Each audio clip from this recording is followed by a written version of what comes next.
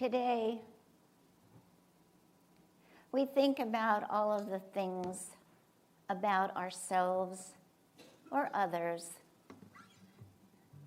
that when you have a different perspective and when you look at things through the eyes of love, you can see the silliness, the joy, the laughter. It need not take 6 months for something to pass before you can see the sunny side of every situation. It's a choice. So think of something right now about yourself or someone else,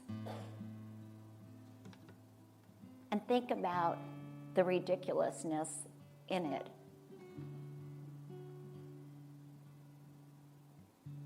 The fun. The, oh my God, that was hysterical. And think of things that have happened.